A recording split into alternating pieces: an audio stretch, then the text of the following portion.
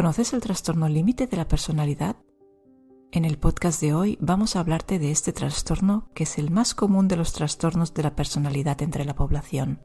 Te explicaremos cómo se identifica, sus principales implicaciones y cuáles son los tratamientos más efectivos a día de hoy. Vamos con ello.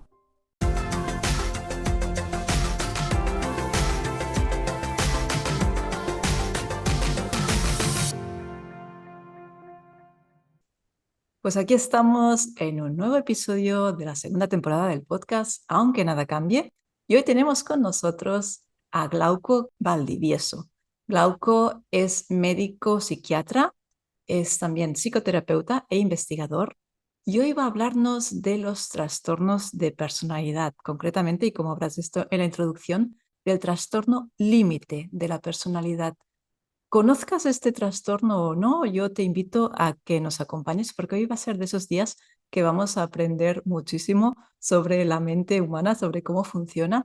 Así que eso, te invito a que nos acompañes y que pues puedas aprender de todo lo que nos va a explicar el doctor Glauco Valdivieso. Así que Glauco, pues te doy la bienvenida, te agradezco muchísimo que estés aquí con nosotros compartiendo pues esa pequeña parte de tus conocimientos que vas a poder aquí compartir con nosotros y eso, te doy la bienvenida.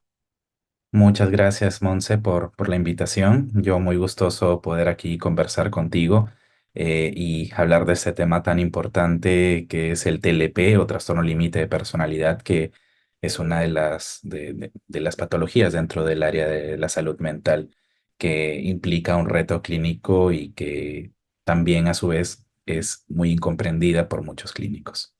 Pues mira, Glauco, si te parece, vamos a empezar. A mí me gusta mucho empezar por la base de la base para no dar nada por supuesto, porque evidentemente tú sabes lo que es un trastorno de la personalidad, lo has estudiado muchísimo, pero no siempre no es algo a lo mejor tan común como que se escuche como la ansiedad o la depresión.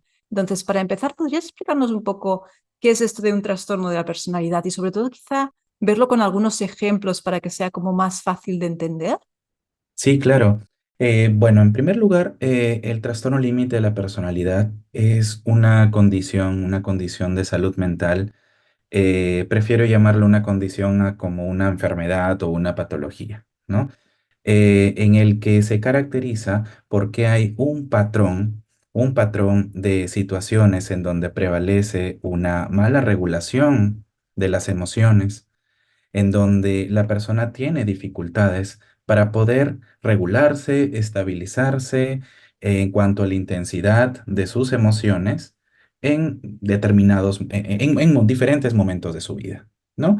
Y esto trae como consecuencia problemas a nivel interpersonal, problemas a nivel de relaciones en sus diferentes ámbitos con las amistades, incluso tiene problemas para hacer amigos y conservarlos en el tiempo, tiene problemas para poder establecer vínculos saludables con sus familiares, para poder establecer vínculos saludables en otras áreas de productividad como los estudios, los trabajos. Es decir, que esta dificultad en la regulación de las emociones trae consigo problemas a nivel interpersonal que lo hace crónico y que si es que esto no se regula adecuadamente en circunstancias en las que quizás otras personas sí lo podrían hacer, entonces aparecen complicaciones como rechazo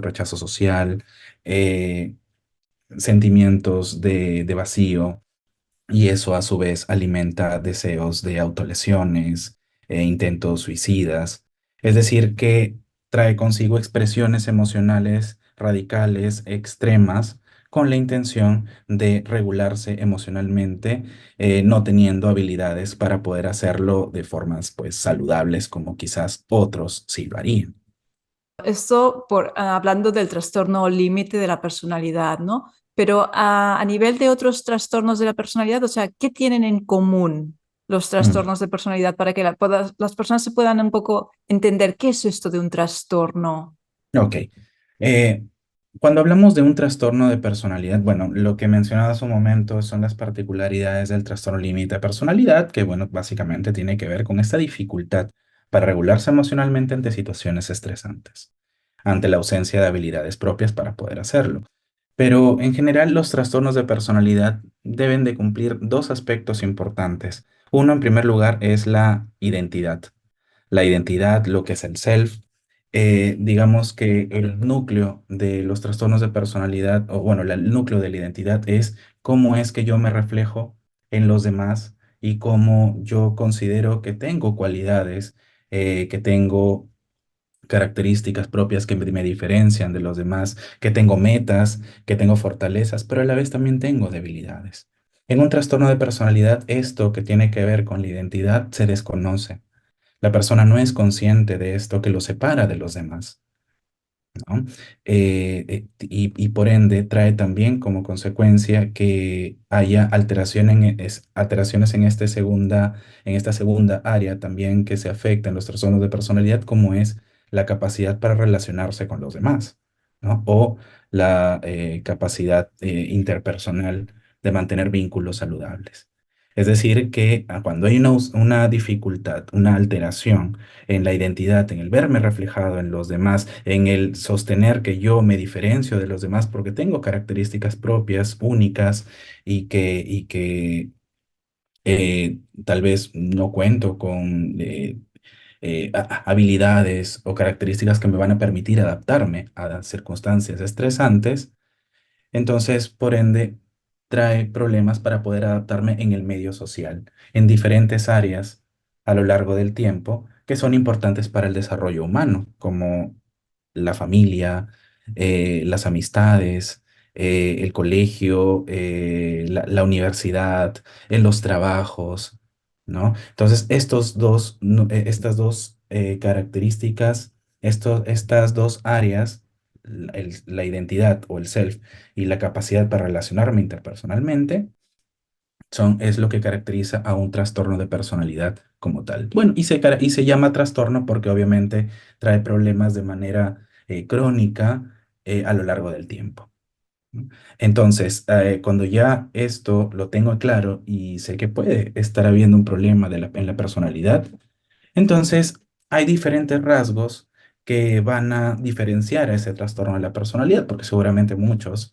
han escuchado acerca de eh, trastorno narcisista de personalidad o el trastorno dependiente de personalidad, trastorno paranoide, trastorno nancástico de personalidad o el trastorno obsesivo compulsivo de personalidad, que es lo mismo y diferentes, ¿no? Sino que cuando ya se reconocen estos dos aspectos principales que me van a decir, ok, esta persona está teniendo problemas en su forma de ser, en su personalidad como tal, entonces para poder tipificarlo, para poder clasificarlo, tenemos que tener en cuenta a través de una entrevista clínica y demás, de cómo son los rasgos predominantes que hacen que que esta severidad o que esta cronicidad se vaya presentando a lo largo del tiempo, ¿no? Quizás algunos serán más con una tendencia a un sobrecontrol de las cosas o tiene dificultades para la expresión de las emociones. Algunos otros quizás serán un poco más narcisistas o egocentristas. Algunos otros tendrán una tendencia a depender de los otros y limitar sus opiniones personales acerca de la vida y de las situaciones. Entonces, eh, ahí es donde ya comienza a tomar forma un trastorno de personalidad específico. Y volviendo un poco bueno, y sobre todo redirigiendo al trastorno límite de la personalidad, que es el que vamos a hablar especialmente hoy, ¿qué factores hacen que pueda darse más este trastorno? Porque entiendo que muchas veces es como una combinación, ¿no? Que tenéis en cuenta pues la genética, el ambiente, pero no sé si hay estudiado pues temas así como traumas infantiles, o sea, ¿qué predispone a las personas a que padezcan un trastorno límite de la personalidad? Bueno, como toda condición de salud mental, existen diferentes factores. No se puede hablar de un problema de salud mental que tenga una sola causa, como lo que sucede en las enfermedades médicas, sino que se habla de una condición que tiene diferentes factores que o bien incrementan la posibilidad de que aparezca el problema de salud mental. Y en este caso, en el TLP se ha visto, hay muchos estudios que han tenido la intención de buscar una correlación entre algunos genes candidatos se les llama, ¿no? Como si se tratara, por ejemplo, de la depresión o del trastorno bipolar, que sí hay una asociación genética bastante fuerte, ¿no? Es decir, de las líneas hereditarias anteriores a la persona, ¿no? Eh, en el TLP no se presenta tanto así, no es tan fuerte la evidencia en ese sentido, pero existen otros factores genéticos, bueno, otros factores biológicos que se han ido estudiando cada vez más y se observa en la práctica clínica, como por ejemplo la influencia o el impacto que tiene el trauma o las experiencias adversas tempranas. Hoy por hoy esto se ha estudiado tanto que se ha visto que personas que tienen exposición temprana en la niñez a experiencias adversas como trauma, abuso sexual o abuso físico, negligencia, abandono por parte de las figuras de apego, que tienen constantes invalidaciones o minimización de sus sentimientos y conductas en periodos tempranos de la vida, tienen un impacto en el desarrollo de problemas de salud mental, tanto en la misma niñez, quizás en edades un poco un poco posteriores, en la adolescencia, y también se ha visto de que hay una mayor probabilidad de que tengan problemas médicos crónicos ya en la adultez y para adelante. Entonces, así como lo hace con estos problemas de salud mental y problemas médicos, también lo hace con la personalidad. Una persona cuando está expuesta al abandono, está expuesta a las constantes invalidaciones, no se ve reflejada y no se forma adecuadamente su identidad en los periodos tempranos de su desarrollo, lo cual hace que durante su vida esta persona haya aprendido toda su vida de que la expresión adecuada de sus emociones no sea el camino más adecuado para adaptarse a los problemas de la vida, o que no haya adquirido una regulación o habilidades para poder regularse emocionalmente en situaciones en donde se requiere también de otros, o que no haya aprendido a confiar en alguien. Y por lo tanto, esta persona ha tenido la tendencia a tratar de resolver sus problemas por su cuenta, por esa dificultad en confiar en los demás. Entonces, sí, hay un compromiso muy marcado entre las experiencias tempranas adversas y la formación de la personalidad a lo largo de la vida, ¿no?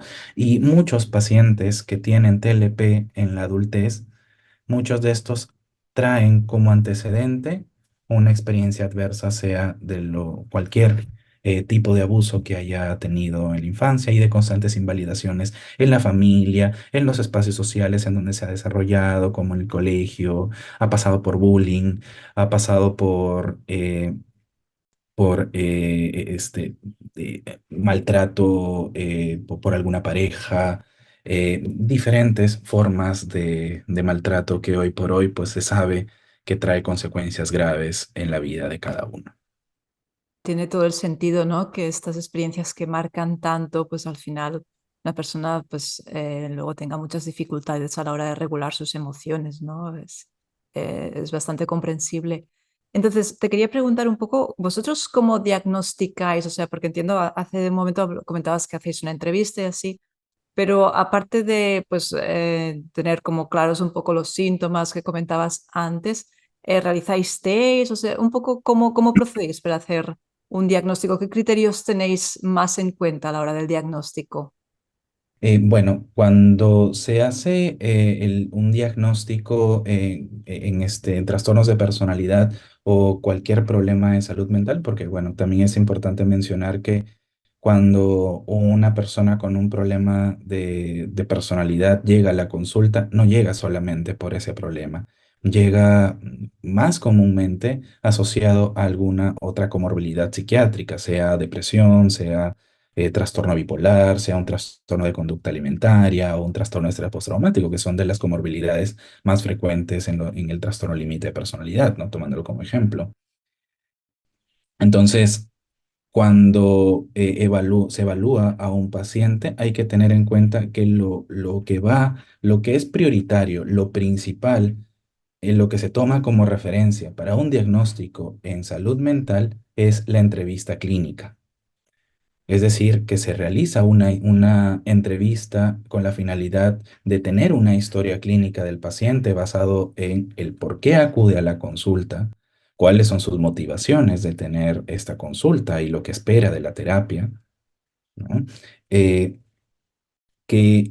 Cuáles son sus antecedentes, los antecedentes personales, los antecedentes clínicos, historia familiar, antecedentes de abuso, antecedentes de diferentes experiencias a lo largo de la vida, ¿no? Eh, y también qué es lo que actualmente está ocurriendo para que acuda a la consulta, ¿no? Y entonces todo esto es parte de la entrevista que además está complementado con una entrevista a algún familiar o a las figuras de apego o a las figuras de soporte social, familiar más inmediatos que puedan brindar una información que me va a dar a mí una idea de cómo es que el otro lo ve al paciente, cuál es la perspectiva de un tercero, de tal manera que esta información va tomando forma y no solamente es parcializado a la visión del paciente. Eso sería lo ideal y que generalmente puede llegar a ser más de una consulta, ¿no? Que puede ser incluso hasta tres consultas en donde se tiene que armar este rompecabezas. Y obviamente durante esta entrevista lo que se va a tomar en cuenta es cuáles son estos aspectos para poder descartar un trastorno de personalidad basándonos en criterios diagnósticos, que bien puede ser del DSM-5, que bien puede, y en el caso de los trastornos de personalidad hoy por hoy se utilizan criterios dimensionales, no tanto de los famosos clusters o las categorías de clúster A, clúster B, clúster C, que hoy por hoy están desfasadas, sino en el DSM-5, en la sección 3, aparece una clasificación dimensional alternativa que nos va a ayudar en cuanto a cómo es que se desarrolla la personalidad basándonos en las alteraciones de la identidad y de la capacidad interpersonal que tiene el paciente, ¿no? Para poder identificar si se trata de un trastorno de personalidad o no.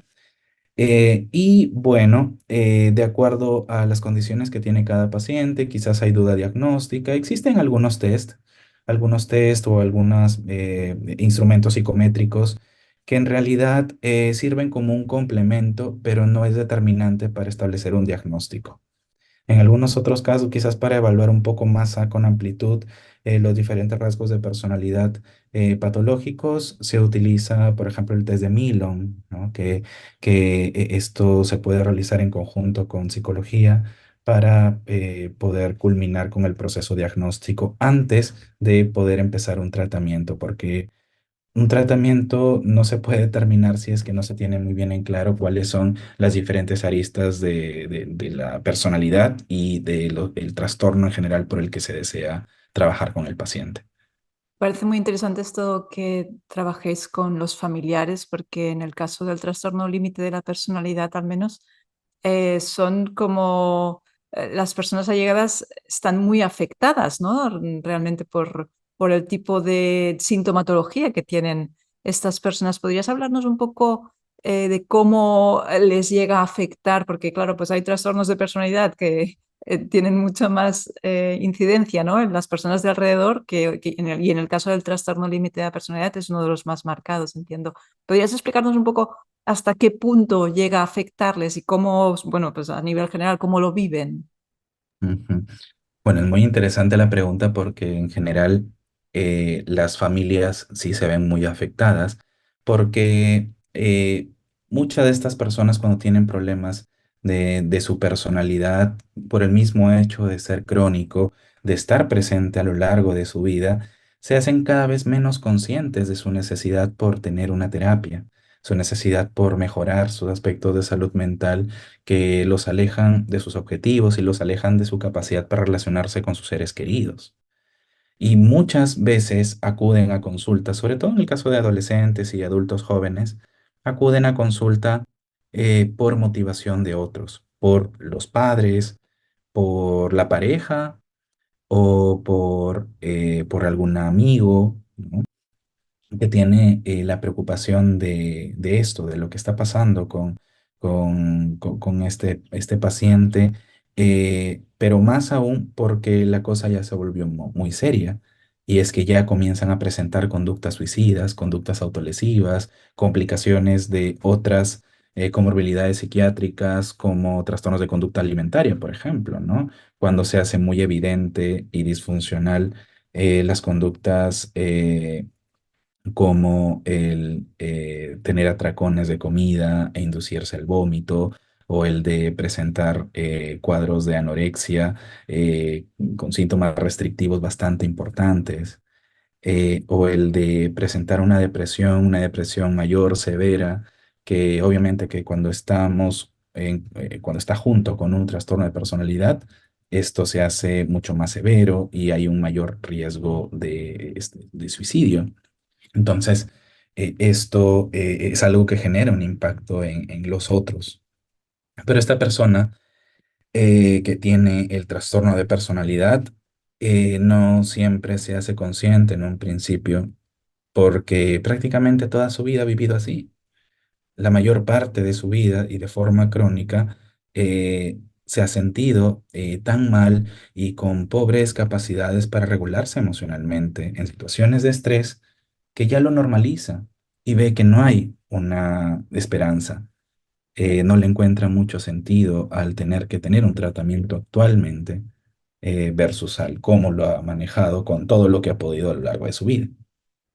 Y entonces muchas veces caen en el tener conductas disfuncionales de manera inadecuada, pero les ha funcionado de manera inmediata y temporal en su vida.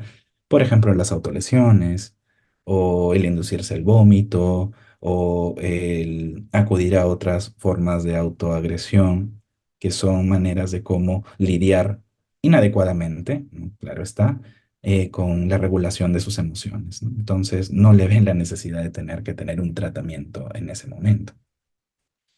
O que seguramente muchas veces tampoco crean que pueda haber una mejora, ¿no? Porque es lo que han vivido siempre y yo me da la sensación que muchas veces cuando uno está tan mal puede tener esa sensación de indefensión aprendida, ¿no? De que cree que no puede salir de ahí y entonces ya no lo intenta. Em, Tú que tratas tantos casos así de trastornos de personalidad y centrándonos en el TLP, ¿qué diferencias ves entre, o sea, sobre todo preguntándote de cara a un pronóstico y, o sea, de cara a una evolución a lo largo de los años? ¿Cómo acaba siendo un poco un perfil tipo de una persona que no recibe tratamiento psicológico y psiquiátrico? ¿Cómo puede llegar a ser de grave, ¿no? Y cómo es cuando hay un tratamiento detrás, luego hablaremos de los que funcionan mejor, sea farmacológico o psicológico. Bueno, el impacto es bastante notorio. El impacto radica mucho en una persona que no tiene un tratamiento, no se ha identificado un trastorno de personalidad oportunamente y que presenta conductas disfuncionales a lo largo de la vida, los va a alejar de sus objetivos. No se enganchan en actividades que de alguna manera les hacen sentirse llenos o les hace sentirse satisfechos con el cómo están llevando su vida. Viven en una infelicidad crónica, ¿no? Estas personas sienten que están vacíos por dentro y que no encuentran una manera de cómo reflejarse en cosas que los puede llevar a sentir satisfacción por una sola vez en su vida. Entonces, el proceso de terapia, mientras más temprano sea, es mejor. eh, Le va a permitir a la persona, en primer lugar, a mantener un nivel de supervivencia a la intensidad de sus emociones, pero de formas saludables, de formas que sustituyan todas estas conductas disfuncionales por cosas que tengan un sentido para la persona, resaltando sus valores, así sean tan pocos que tenga. Sus valores, no me refiero a los valores como el respeto, la honestidad, sino a sus valores personales, lo que es importante para el paciente. Es por eso que el manejo de estos trastornos tiene que ver con objetivos basado en las particularidades de cada uno, ¿no? Para que tenga un sentido. Eh, y en aquellos que no llevan un tratamiento, tienen a lo largo de la vida diferentes formas de autolesiones, conductas suicidas, acuden a unidades de urgencia mucho más frecuentemente que otros, presentan problemas somáticos, es decir, comienzan a tener dificultades en diferentes partes de su cuerpo, comienzan a presentar problemas como gastrointestinales o neumológicos, cardiológicos, reumatológicos y demás. Eso hace que haya un mayor gasto y una mayor necesidad de adquirir servicios médicos. La persona que no tiene tratamiento puede llegar a tener dificultades para encontrar trabajo, dificultades para poder estudiar y terminar algo. Está constantemente cambiando de carrera, constantemente cambiando de trabajo, no dura ni un mes. Tiene problemas para poder seguir indicaciones de las figuras de autoridad, de superioridad, bueno, los superiores en cuanto a lo que son jerarquías de trabajo, tiene problemas para adaptarse. Entonces, esto lleva a una infelicidad crónica, una capacidad de desadaptación tremenda que marca a lo largo de la vida. La diferencia realmente es como muy marcada, ¿no? ¿Y qué estrategias utilizáis vosotros a día de hoy que consideréis como más eficaces? Un poco para saber qué es lo que más os funciona.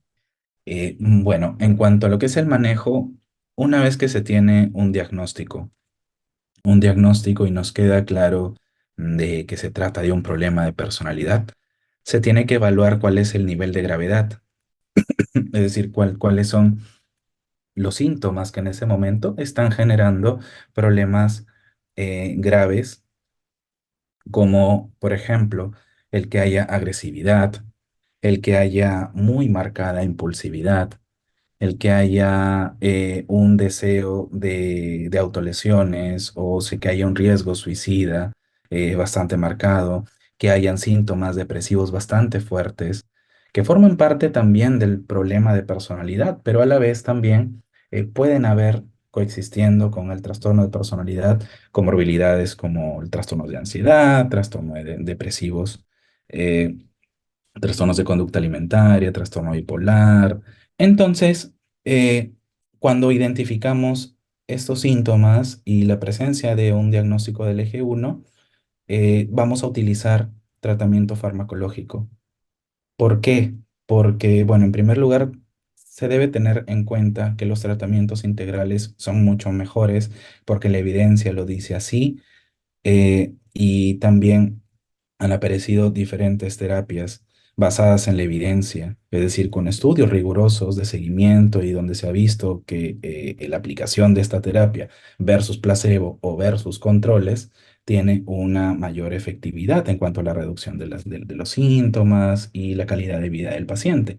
Y en ese sentido tenemos la terapia dialéctica conductual, por ejemplo, terapias psicodinámicas también, como la terapia basada en la mentalización o la terapia focalizada en la transferencia o la terapia interpersonal en algunos otros casos o otros contextos, entre otros.